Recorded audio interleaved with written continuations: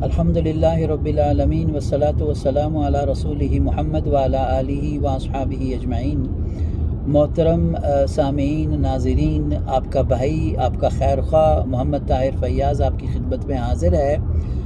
میرے بھائی، میرے سامعین اور میرے ناظرین، آج کے جو ویلاگ ہے اس کا کوئی خاص ایجنڈا نہیں ہے، صرف ایک خیر خواہی کی بنیاد پر چند باتیں عرض کرنی تھی۔ چند دن پہلے بھائی اسد علی طور صاحب نے، جن کا میں بڑا فین ہوں، اسد علی طور صاحب، رضی دادا صاحب اور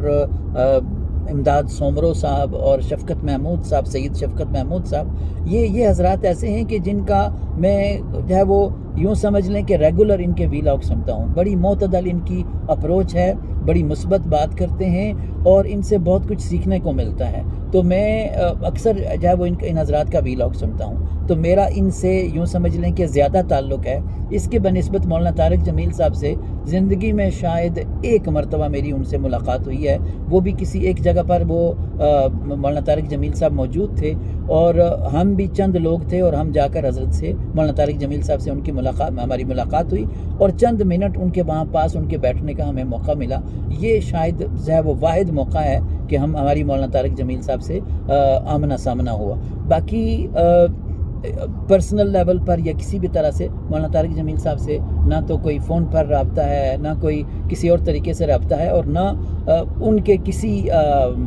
کسی خاندان کے فرد نے مجھے یہ کہا کہ میں جو ہے ان کے حوالے سے بات کروں۔ لیکن اللہ کے نبی صلی اللہ علیہ وسلم نے ارشاد فرمایا کہ اگر کوئی آدمی کسی مسلمان کے بارے میں کوئی غلط فہمی کسی کے دل میں ہو اور آدمی اس کو زائل کر دے تو اللہ تعالیٰ جو ہے وہ اپنے اوپر لازم کر لیتے ہیں کہ اس کو جہنم سے نجات عطا فرمائیں گے۔ تو اس نسبت سے میں نے کہا کہ میں چند باتیں آپ سے عرض کر دوں کہ شرعی طور پر جو آپ نے باتیں الزامات لگائے ان کی کیا حیثیت ہے۔ اور دوسری بات یہ ہے کہ آپ کی بھی بھائی اسد علی طور، آپ کی بھی خیر خواہی مقصود تھی کہ اللہ کے نبی صلی اللہ علیہ وسلم نے ارشاد فرمایا، انصر اخاک ظالما او مظلوما، اپنے بھائی کی مدد کرو چاہے وہ ظالم ہو یا چاہے مظلوم ہو۔ صحابہ نے عرض کیا، یا رسول اللہ مظلوم کی مدد تو سمجھ میں آتی ہے، ظالم کی مدد کیسے کریں؟ تو نبی علیہ الصلوۃ والسلام نے فرمایا کہ اس کو ظلم سے اور زیادتی کرنے سے روکو۔ تو بھائی میرے ذہن میں یہ بات آئی کہ میں آپ کے کانوں تک یہ بات پہنچا دوں، اور کہ ایک تو آپ نے مولانا طارق جمیل صاحب کے حوالے سے جو باتیں فرمائی ہیں ان کی شرعی طور پر کوئی اتھینٹسٹی نہیں ہے۔ ایک الزام آپ نے یہ لگایا کہ مولانا طارق جمیل صاحب نے دہشت پھیلائی ہوئی ہے اور غنڈہ گردی پھیلائی ہوئی ہے اپنے علاقے میں، اور لوگوں سے اونے پونے جو ہے وہ دموں ان کی جو ہے وہ زمینیں ہتھیا رہے ہیں۔ میں معافی چاہتا ہوں، چند دن ہو گئے مجھے یہ ویلاگ سنے ہوئے، تو اس میں اگر کوئی کمی کوتاہی ہو گئی الفاظ میں تو میں بہت معافی چاہتا ہوں۔ مفہوم اس کا لب لباب یہ تھا کہ انہوں نے جو ہے وہ ایسے لوگوں سے زبردستی زمینیں ہتھیائی ہیں اور اونے پونے داموں خریدی ہیں۔ اگر تو آپ اس کے لیے کوئی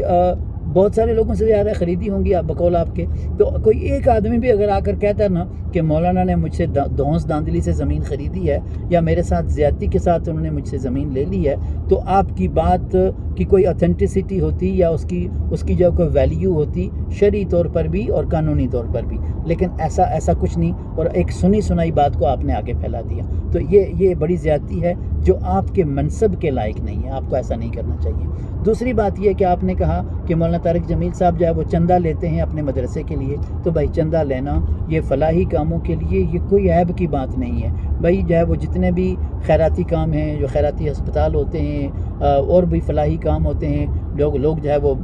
قبرستان بناتے ہیں، جو ہے وہ اسکول بناتے ہیں اور اس کے لیے چندہ لیتے ہیں، تو یہ کوئی عیب کی بات نہیں ہے۔ تو اس طرح اگر مولانا نے چندہ لے لیا مدرسے کے لیے تو کوئی بری بات نہیں کی مولانا نے۔ پھر آپ کا یہ الزام ہے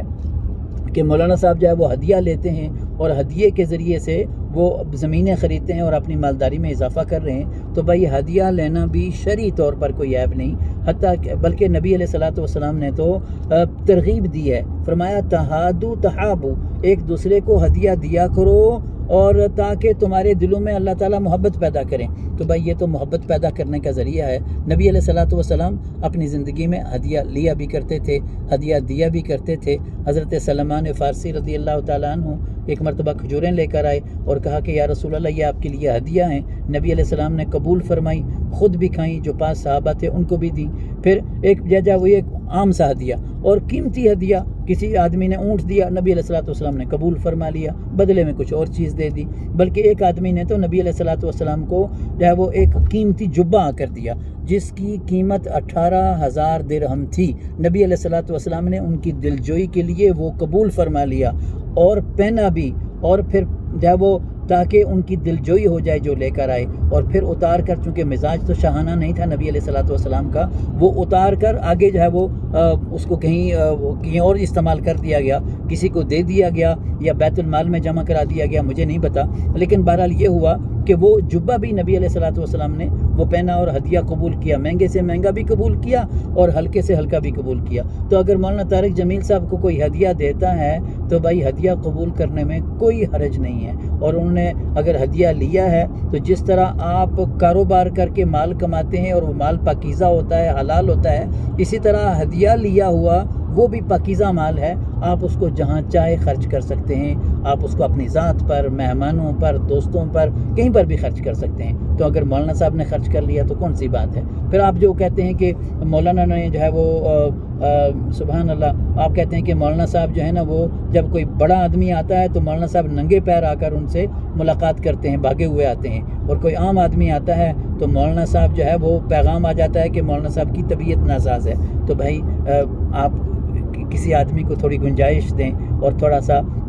تھوڑی رعایت کریں کہ ایک آدمی جس کا بائی پاس آپریشن ہوا ہے اور وہ دل کے مریض ہیں اور اوور 60 ان کی ایج ہو گئی ہے، 60 سال سے زیادہ ان کی عمر ہے، اور مستقل مائیگرین ہے ان کو، یعنی شدید درد سر ہے ان کے جب ان کو رہتا ہے، تو ایسا آدمی پھر ان کا مسلسل جو ہے وہ آدھی زندگی انہوں نے دی ہوئی ہے تبلیغ میں، مسلسل ان کا وہ سفر ہوتا ہے، 15 دن گھر ہوتے ہیں، 15 دن جو ہے وہ تبلیغی سفر میں ہوتے ہیں، اس کے علاوہ 3 ان کے مدرسے ہیں، اور بھائی گھر کی ذمہ داری بھی ہے۔ تو ان سب چیزوں میں آپ بتائیں کہ آپ کا اور ہمارا حلقہ احباب، چلیں آپ کا تو حلقہ احباب بہت زیادہ ہوگا، لیکن پھر بھی مولانا طارق جمیل صاحب کے حلقہ احباب سے تو کمپیئر نہیں کیا جا سکتا۔ تو کیا ہر آدمی کو آپ ایکولی ٹریٹ کر سکتے ہیں اور ہر آدمی سے آپ مل سکتے ہیں؟ ایسا ممکن نہیں ہے، انسانی فطرت کے خلاف ہے اور انسانی طبع کے خلاف ہے۔ حتیٰ کہ نبی علیہ الصلوۃ والسلام نے بھی فرمایا کہ انزل الناس منازلہم، لوگوں کا ان کے مرتبے کے مطابق ان کو ٹریٹ کرو، جس طرح وہ ہیں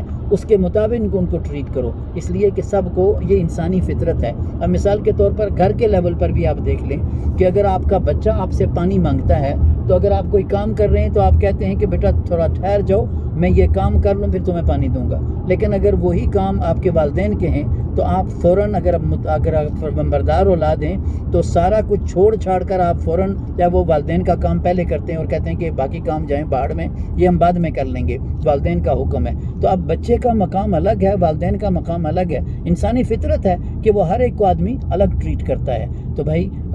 اس میں تھوڑی سی ان کو گنجائش دیں کہ اتنا آدمی جو مصروف ہے، اگر وہ کبھی کبھار کسی آدمی سے، آپ بھائی شفقت صاحب آپ کے کولیگ ہیں، وہ کچھ دن پہلے گئے اور وہاں انہوں نے ملے تو وہ مولانا طارق جمیل صاحب ان سے ملے، تو اگر آپ بھی چلے جائیں گے اور کوئی اور آدمی بھی چلا جائے گا تو وہ ان سے ملیں گے، ضرور ملیں گے انشاءاللہ العزیز۔ پھر آپ نے مولانا کے اوپر یہ جو ہے وہ میرے خیال میں ایک اور بات کہی آپ نے مولانا صاحب کے حوالے سے کہ بھائی وہ کیا کرتے ہیں، بڑا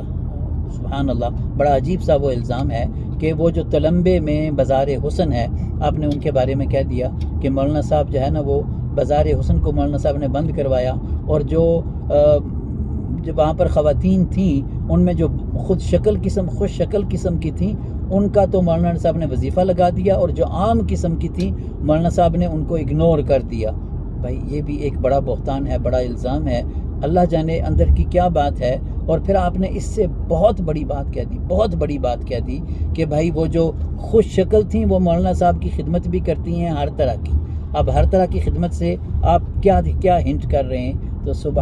پر یہی افسوس کیا جا سکتا ہے اور یہی کہا جا سکتا ہے کہ سبحانک ھذا بہتان عظیم، یہ بہت بڑا بہتان ہے۔ اسی حوالے سے مجھے بات یاد آ گئی حضرت مفتی محمود صاحب کی کہ پنڈی میں جلسہ تھا اس دور میں جب وہ وزیر اعلیٰ سرحد تھے، تو ایک آدمی کھڑا ہو گیا اور اس نے کہا کہ مفتی صاحب ہمیں پتہ چلا ہے، ہم نے سنا ہے کہ آپ وزیر اعلیٰ ہاؤس میں شراب بھی پیتے ہیں اور زنا بھی کرتے ہیں۔ تو مفتی صاحب نے بڑے تحمل سے بات سنی اور اس کے بعد کہنے لگے کہ بھائی کیا آپ شراب پیتے ہیں یا آپ زنا کرتے ہیں؟ تو انہوں نے کہا کہ میں لعنت بیچتا ہوں اس کام پر۔ تو مفتی صاحب نے کہا کہ آپ ایک عام مسلمان ہیں، آپ اگر ایک کام کا جو ہے وہ تصور نہیں کر سکتے تو میں ایک عالم ہوں، مفتی ہوں، لاکھوں اور ہزاروں کی تعداد میں علماء میرے شاگرد ہیں، میں ایسا کام کیسے کر سکتا ہوں؟ تو بھائی مولانا طارق جمیل صاحب، ہم جیسا عام آدمی جو ہے وہ اس بارے میں وہ اس کو گن آتی ہے اس کام کے بارے میں سوچتے ہوئے یا بات کرتے ہوئے،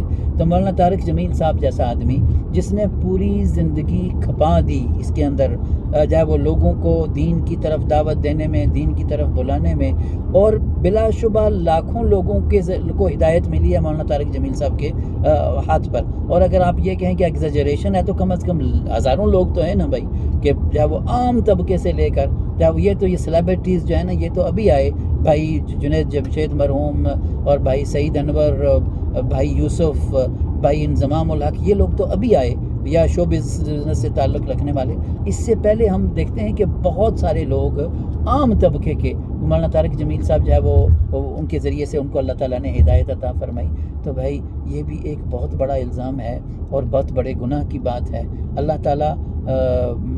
تعالیٰ ہمیں